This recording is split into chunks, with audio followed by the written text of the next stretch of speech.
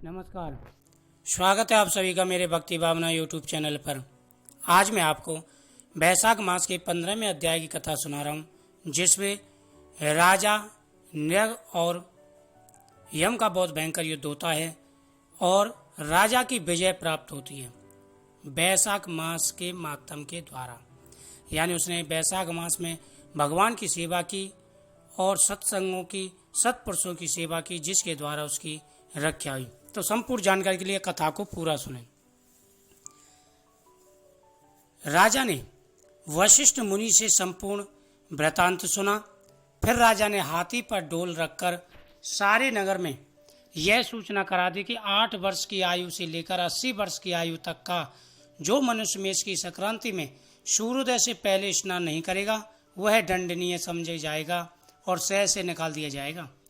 पुत्र, भार्या, इष्ट मित्र, चाहे कोई भी हो, जो वैशाख मास धर्म का पालन नहीं करेगा, मैं उसको चोर के समान समझूंगा। प्रातःकाल पवित्र जल में स्नान करें, यानी सुबह के समय पवित्र जल में स्नान करें। स्थान स्थान पर प्याऊ लगाओ। यथाशक्ति योग्य ब्राह्मणों को दान तथा अन्य धर्म के कार्य करो। प्रत्येक गांव में एक एक उपदेश करने वाला विद्वान नियुक्त कर दिया तथा 5 गांव का एक अधिकारी बना दिया। इतनी अच्छी व्यवस्था की। इसी प्रकार धर्महीनों को दंड देने के लिए 10-10 सवार नियुक्त कर दिए। इस प्रकार चक्रवर्ती राजा के समान शासन में यह धर्म वृक्ष सारे देश में फैल गया। इस राज्य में जो पापी माने जाते थे, उनको दंड दिया जाता था। इस राज्य में जो भी मृत्यु को प्राप्त होता था, वह सीधा बैकुंठ को जाता था। वैशाख मास में एक बार के स्नान से पापों से मुक्ति मिल जाती है और प्राणी यमपुरी को नहीं जाता। इस कारण उस सूर्यवंशी राजा ने यम के सब लेखों को मिटा दिया। मनुष्य के जो भी पुराने कर्म थे, सब नाश हो गए। बेचारे चित्रगुप्त के लिए लिखने के लिए कुछ भी नहीं रहा तथा सब नरक खाली हो गए। तब एक समय नारद जी धर्मराज के पास जाकर कहने लगे कि राजन, नरक में पहले जैसे हाहाकार शब्द सुनाई नहीं देते। चित्रगुप्त के पास भी लिखने के लिए कुछ नहीं है। हाथ पर हाथ रखे मुनि बैठे हैं। बड़े बड़े पापी भी अब तुम्हारे लेख में नहीं आते। इसका क्या कारण है? तब धर्मराज कहने लगे कि हे महामुने, एक राजा पृथ्वी पर हुआ है। अपने राज्य में उसने आज्ञा दी है कि जो कोई वैशाख मास के धर्मों का पालन नहीं करेगा, उसको दंड दिया जाएगा। उसके डर के मारे सभी प्राणी वैशाख मास धर्म का पालन करके बैकुंठ को जा रहे हैं। वह राजा चक्रवर्ती है और सारे संसार में उसकी आज्ञा का पालन होता है। धर्मों के नाश से चित्रगुप्त के लिए लिखने को कुछ नहीं रहा और मैं काठ की तरह बैठा हुआ हूँ, जैसे काठ की मूर्ति बैठी होती है। अब मैं युद्ध करके उसको मारूंगा, क्योंकि मेरे पास अब काम कुछ नहीं रहा और सेवक को स्वामी का कार्य अवश्य करना चाहिए। यदि वह मुझसे नहीं मरेगा तो ब्रह्मा जी के पास जाकर सब निवेदन कर दूंगा। इस प्रकार नारद जी से कहकर यमराज मृत्यु, रोग, जरा आदि सब सेवकों और अपने दूतों को लेकर दंड धारण कर भैंसे पर चढ़ पृथ्वी पर आया और सिंहनाद करते हुए इस राजा की नगरी को चारों ओर से घेर लिया। इससे समस्त प्रजा अत्यंत भयभीत हो गई। राजा भी यह सुनकर कि यम ने पुरी को घेर लिया है, अपनी सेना को सजाकर नगर के बाहर आया।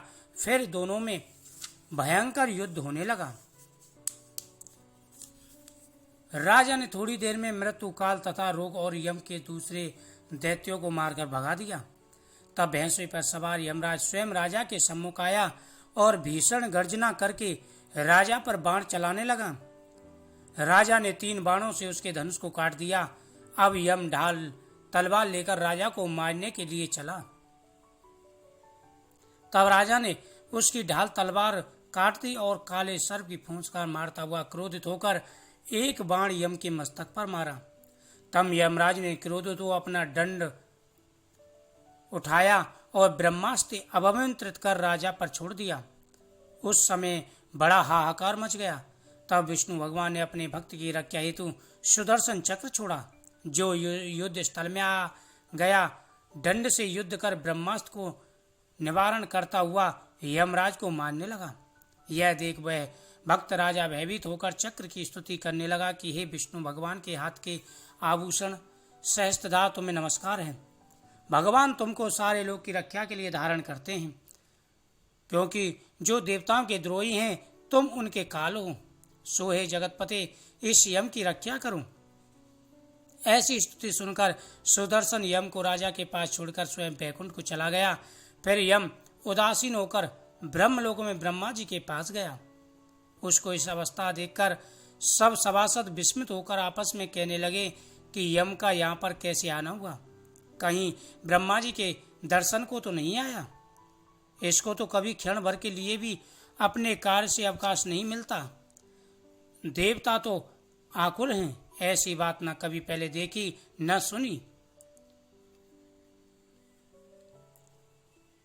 यह सब ऐसा कह रहे थे कि तभी प्राणियों का स्वामी और सूर्य का पुत्र यम ब्रह्मा जी के चरणों में इस प्रकार गिर गया, जैसे जड़ से कटा हुआ वृक्ष निराश्रित होकर पृथ्वी पर गिर जाता है। वह त्राय त्राय पुकारने लगा कि हे देवेश, मेरा अत्यंत अपमान हो गया है। मेरे वस्त्र फाड़ डाले और मुझको अत्यंत पीटा गया है। मेरी प्रतिष्ठा और मर्यादा सब भंग हो गई है। मैं युद्ध स्थल से हार गया हूं। हे कमलासन, आपके होते हुए मेरी यह दुर्गति हुई है। ऐसा कहकर मूर्छा खाकर पृथ्वी पर गिर गया। यानी यमराज राजा से पराजित होकर के और ब्रह्मा जी की सभा में गया। ब्रह्मा जी को नमस्कार करके हाथ जोड़कर कहने लगा कि हे ब्रह्मदेव, मैं अपमानित हुआ हूँ, मेरा अपमान हुआ है, मुझे युद्ध स्थल से पीट करके भगाया गया है, आप मेरी रक्षा करें।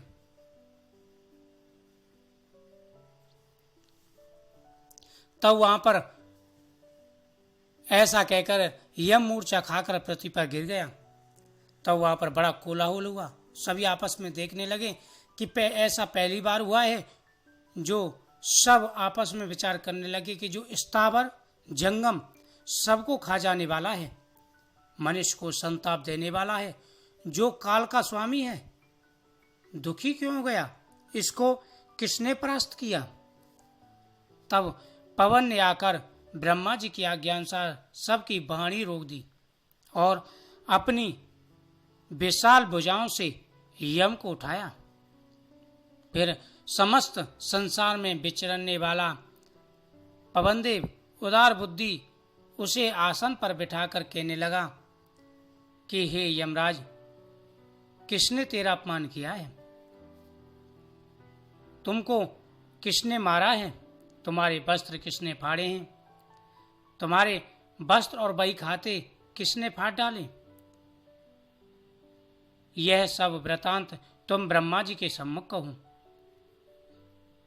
जो सबके पिता में हैं, वे ही तुम्हारे दुख दूर करेंगे। यानी पवन देव ने यमदेव को उठा करके आसन पर बैठाया।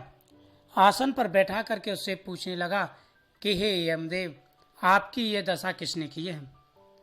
आपकी ये जो दशा जिसने की है उसका संपूर्ण वृतांत आप ब्रह्मा जी से कहिए। जो सबके पिता में हैं, आपके इस दुख का निवारण अवश्य करेंगे। आप संपूर्ण इतिहास ब्रह्मा जी के सम्मुख कह दीजिए, जो सबके पिता में है।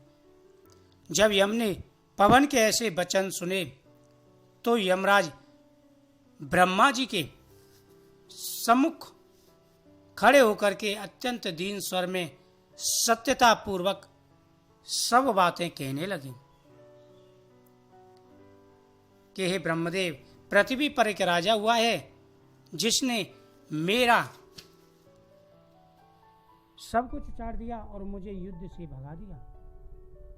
बोल वैशाख मातम की जय, बोल राधा कृष्ण भगवान की जय। ये वैशाख मास की 15वें अध्याय की कथा थी, जिसमें यम और ब्रह्मा जी का संवाद, यम का पराजित होना और राजा का विजय होना। राजा ने वैशाख मास के धर्म का पालन किया, जिसके द्वारा भगवान विष्णु ने उसकी रक्षा की। तो आप इस कथा को पूरा सुने और आगे भी शेयर करें जिससे सभी लोग इस कथा को सुन सकें। इस कथा के सुनने से आदमी को भयमुक्त हो जाता है। बोल वैशाख मातम की जय।